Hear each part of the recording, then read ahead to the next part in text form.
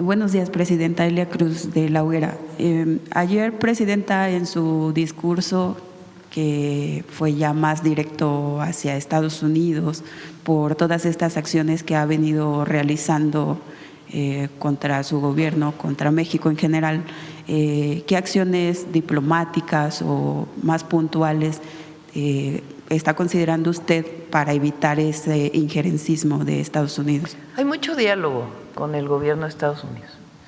De hecho, les confieso que yo no creo que sea el presidente Trump quien ha encabezado esta ofensiva en distintos temas, no lo creo. ¿Qué hemos hecho? Nosotros lo que queremos es una buena relación con el gobierno de Estados Unidos y con distintas, con todas sus áreas. Vino recientemente el secretario de Seguridad, Roberto, el secretario de Relaciones Exteriores, está en contacto permanente tanto con personas de la Casa Blanca como con el Departamento de Estado de Estados Unidos.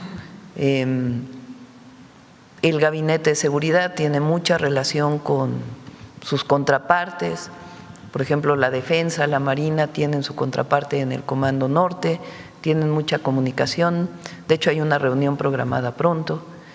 Hay el secretario de Marina va a una reunión esta misma semana a Estados Unidos con la Marina y la Guardia Costera, si mal no me equivoco.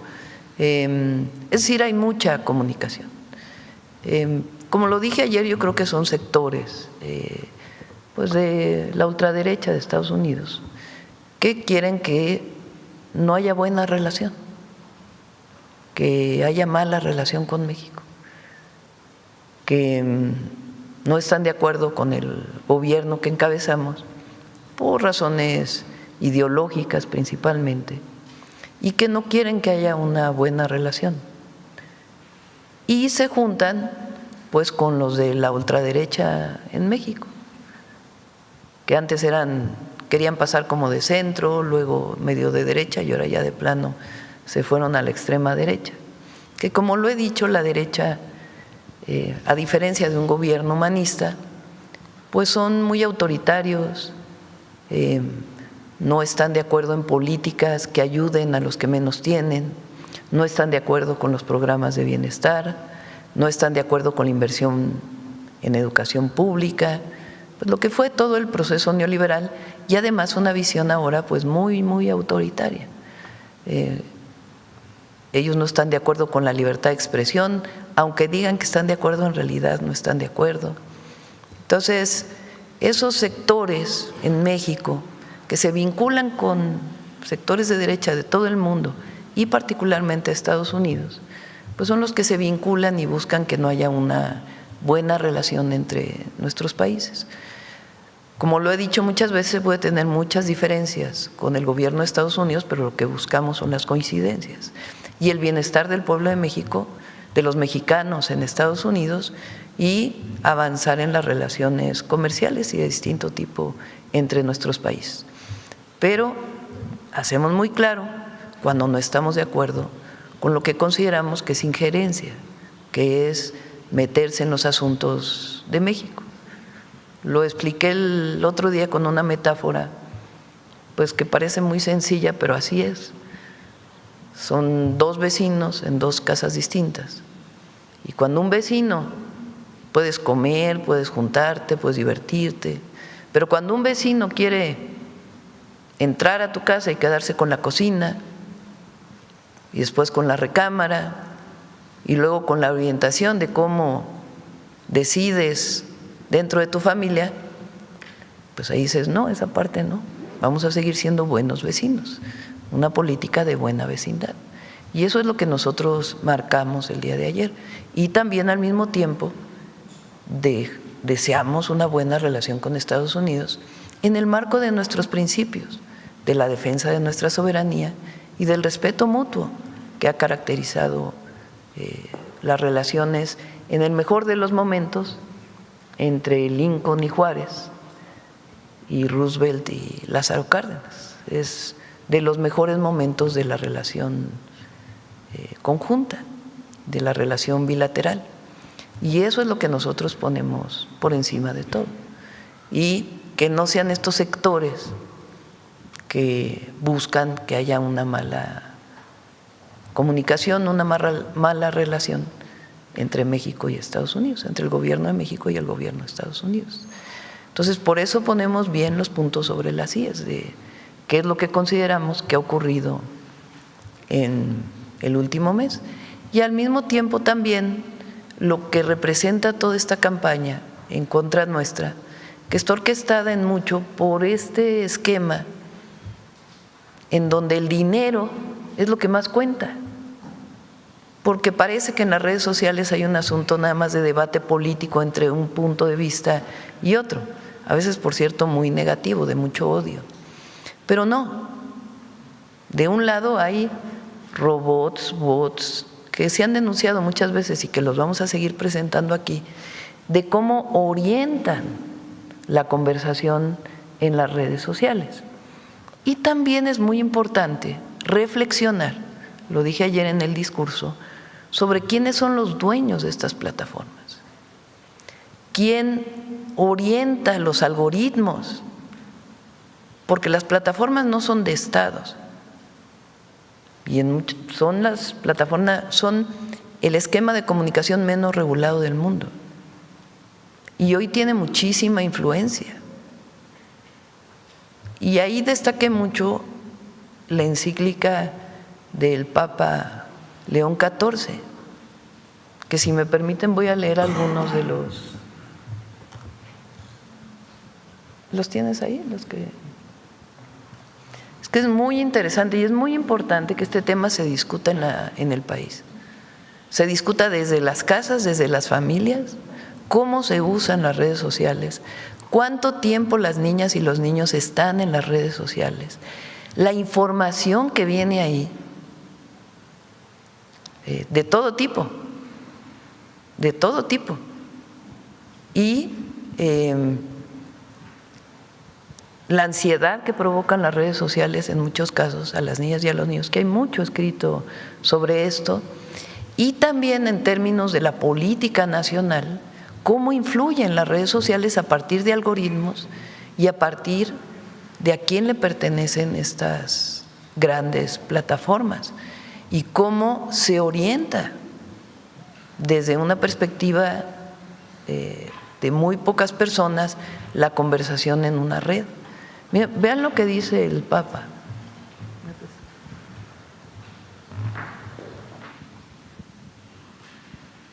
Voy a leer la parte más secular, la que no tiene que ver, por razones obvias, de la separación entre la Iglesia y el Estado. Hay una parte pues muy importante, incluso que vale la pena leer, sobre la orientación de la Iglesia Católica, pero esa parte pues no la pasamos aquí en la mañanera por obvias razones. La parte, digamos, que no tiene que ver directamente con esta discusión, sino la parte que él, utilizando incluso debates de otros papas que han presentado en sus encíclicas, cómo presenta estos temas, que es muy importante que sean parte de la conversación nacional, muy importante. Miren, en este tiempo, vean lo que dice, la justicia social debe confrontarse también con el ambiente creado por las tecnologías digitales. Vean nada más esa frase. En este tiempo, la justicia social debe confrontarse también con el ambiente creado por las tecnologías digitales. La difusión de redes globales, plataformas y sistemas de inteligencia artificial cambia el modo de informarse, de comunicar y de acceder a los servicios. La justicia exige, fíjense, la justicia exige que se impide el seguimiento de nuevas formas de exclusión y privación de la libertad. Personas y pueblos a los que se les niega o dificulta el acceso a las tecnologías básicas, comunidades expuestas a vigilancia invasiva y grupos sociales perjudicados por algoritmos opacos que reproducen prejuicios y discriminaciones. Esto lo dice el Papa León XIV. Un orden social justo en la era digital es aquel que garantiza a todos un acceso igualitario a las oportunidades, protege a los más pequeños y a los más frágiles, se opone al odio y a la desinformación y somete a control público el uso de los datos y de las tecnologías, de modo que el criterio no sea solo el beneficio, sino la dignidad de cada persona y el bien de los pueblos. Vamos a ir ahora esta semana presentando varios de estos temas. Adelante. Un examen decisivo para la justicia social hoy está representado por la condición de los migrantes, de los refugiados y de cuántos son obligados a desplazarse a causa de la pobreza, la violencia, el cambio climático y los desastres naturales. El modo en el cual una sociedad los trata muestra si su idea de justicia está guiada por el miedo o por la fraternidad. El Papa Francisco invitaba a reconocer en los migrantes no simplemente un problema a resolver, sino una imagen viva del pueblo de Dios en camino. Personas con dignidad, recursos y sueños que tienen derecho a ser tratadas con respeto y piden la oportunidad de poder formar parte activa de las sociedades que las reciben. Vamos más abajo para…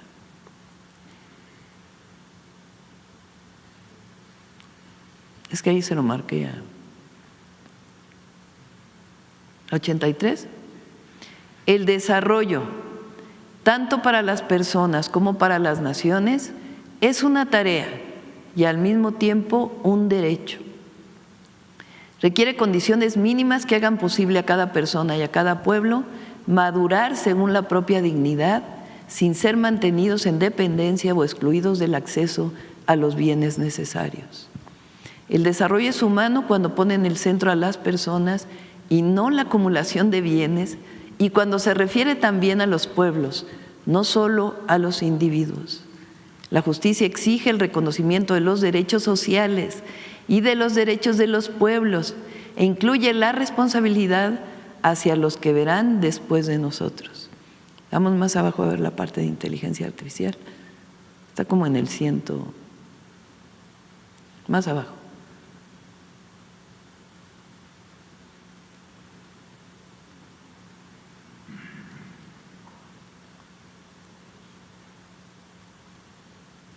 Dice responsabilidad, transparencia y gobernanza de la inteligencia artificial. El uso de la inteligencia artificial nunca es un hecho puramente técnico.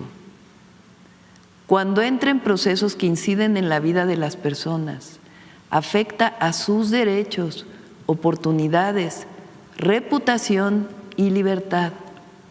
Las decisiones delicadas que repercuten en el trabajo, el acceso a créditos y a otros servicios y la reputación de las personas corren el riesgo de ser confiadas completamente a sistemas automatizados que no conocen la compasión, la misericordia, el perdón y sobre todo la apertura a la esperanza de cambio en el individuo, pudiendo así producir nuevas formas de descarte. Puede haber usos evidentemente antihumanos, como la manipulación de la información o la violación de la privacidad, pero puede haber también un engaño menos evidente cuando los sistemas de inteligencia artificial, presentándose como neutrales y objetivos, reflejan y refuerzan estereotipos o posiciones ideológicas de quienes los han diseñado y programado. Vamos a la otra. Confiar en la práctica a un algoritmo el poder de seleccionar quién es digno y quién no, sin que nadie asuma el peso de la decisión, significa encomendarle la tarea de redefinir los límites de las posibilidades humanas. Lo que disminuye en este proceso no es solo la empatía hacia el excluido, que puede ser imitada artificialmente, sino la responsabilidad política, porque el descarte de los débiles queda revestido de una neutralidad y una objetividad ante las cuales es imposible protestar. Y de ese modo la injusticia se realiza silenciosamente y la compasión, la misericordia y el perdón no como simple apariencia, sino como gestos políticos desaparecen del horizonte. Vean qué interesante, muy interesante. Mañana seguimos si quieren. Muy interesante porque de verdad es un cuestionamiento muy profundo de los algoritmos de las redes sociales, del uso de la inteligencia artificial, de si realmente responden a un progreso de la humanidad o responden a otros intereses, incluso de la regulación de la propia inteligencia artificial, planteado por el Papa León XIV. Y en parte a eso me refería yo el día de ayer.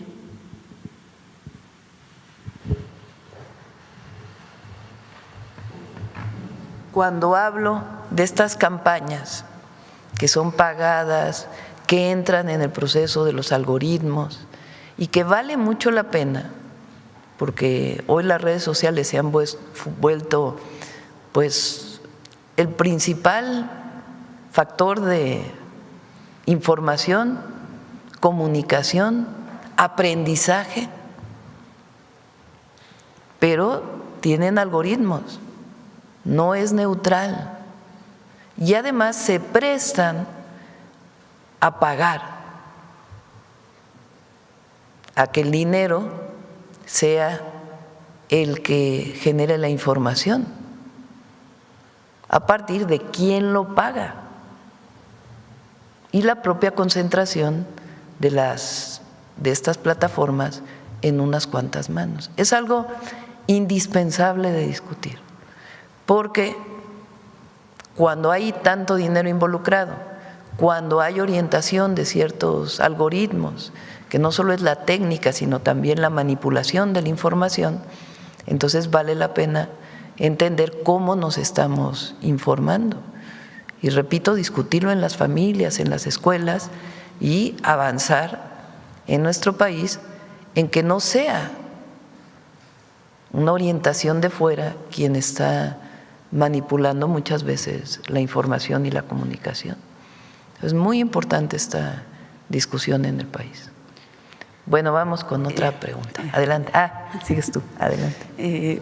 Presidenta, ¿qué pasará si esta buena disposición que usted tiene desde el inicio de su gobierno para mantener una buena relación con Estados Unidos y pese a eso Estados Unidos no esté respetando el no intervenir en México en las elecciones, como usted lo mencionaba la semana pasada?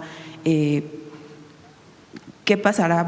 ¿Qué haría usted pues si Estados Unidos recurre nuevamente a enviar agentes de sus agencias, como ocurrió en Chihuahua? Primero informar a la población. Por eso ayer fui yo muy directa, no que quise nada más ser retórica, sino realmente decir lo que pienso de lo que está ocurriendo en este momento. Porque es muy importante que el pueblo de México se informe de intenciones de injerencia de ciertos sectores de los Estados Unidos. Y porque si no, la información la consumes sin darte cuenta que en efecto es un proceso injerencista sobre ciertos temas. ¿Por qué creer más en las instituciones de justicia de Estados Unidos que de México? Por ejemplo, pregunta, ¿no hay una intención en el Departamento de Justicia? Otros temas que han ocurrido. Recientemente salió un tema de huachicol en Estados Unidos, cuando nosotros hemos estado pidiendo justamente la extradición de ciudadanos estadounidenses y ciudadanos mexicanos, es decir, personas que tienen doble nacionalidad, que son los responsables de una buena parte de lo que ha sido el contrabando de combustibles. Entonces, que se sepa que ahora no se vaya a usar este tema, pues también contra el gobierno de México, cuando somos, desde el presidente López Obrador y nosotros, quienes más hemos atendido este problema. Entonces, si se recibe toda la información como sin analizarla pues entonces, como decía ayer, uno puede irse con la finta. Pero si la analiza uno desde otra perspectiva, pues entonces lo primero es que el pueblo de México esté informado de lo que está ocurriendo, de estas intenciones de estos sectores. Es muy importante la información, la comunicación, y como hacemos nosotros la comunicación casa por casa, en la mañanera, pero también casa por casa, que la gente se informe, conozca qué es lo que está pasando en este momento. Eso es lo primero, que estemos todos informados. Y el discurso que hice ayer, pues que se lea todo completo, no que se saque una frase o un párrafo fuera de contexto, porque tiene un sentido estructurado de cómo fue que se dieron las cosas en el último mes y lo que estamos viendo nosotros desde esta perspectiva. Entonces, lo primero es informar y después actuar diplomáticamente, siempre. Buscar siempre comunicación, como lo he hecho en distintos momentos, directamente con el presidente Trump o a través de los secretarios de Estado. Entonces, hay que tener claro cuál es esta intención, informar, que la gente esté bien informada, que no se deje llevar nada más por lo que dice alguien en la red social sin cuestionarse el tema más profundamente y entender cómo es que sectores del gobierno de los Estados Unidos pues están queriendo o utilizar a México para sus elecciones en noviembre del 26 o de plano interferir en nuestras elecciones. Por eso no es menor lo que se aprobó, que ya no pudo aprobarse la ley secundaria, de que no hay injerencia extranjera en la elección en México. En México decidimos las y los mexicanos.